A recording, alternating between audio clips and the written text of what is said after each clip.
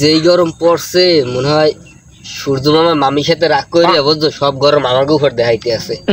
হ্যাঁ আসলেই যে রোদ পড়ছে গড়িতে বাইরে যাবে না, তাহলে কালা হয়ে যাবো। গার মারা, তুই দলা আসিলি কবে? সূর্য যদি আমাকে মামা হয় তাহলে চাঁদ আমাকে কি হবে? আসলেই তো এটা ভাববে দেখি নাই, চাঁদ মনে হয় আমাকে দাদা হইতে পারে। আসসালামু আলাইকুম। ওয়ালাইকুম আসসালাম। অনেকে আমাকে চিনেন, অনেকে চিনেন না। রুকো যারা, আমি মোহাম্মদ জিয়াদ, সাংবাদিক।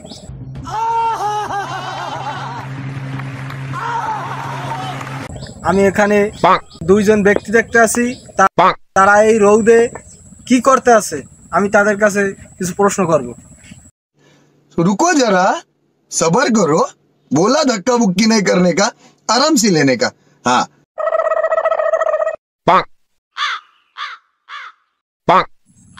ভাই আপনারা গরমে কেমন আছেন? গার মারা, সাংবাদিক এসে এই গরমের ভিতরে শরীর ভালো না থাকলে রোদের ভিতরে কি করি আমরা, গার মারি। আচ্ছা ভাই আপনি কোথায় পড়েন? কালকে বাথরুমে যাওয়ার সময় বদনায় পানি আনতে গিয়ে আমি খালে পড়ে গিয়েছিলাম।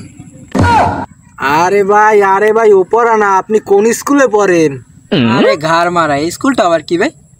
আরে গার মারা, আমরা যে মেয়ে দেখতে যাই ওইটারই স্কুল বলে। আচ্ছা ভাই আপনাদের এই গরমে কেমন অনুভূতি লাগতেছে?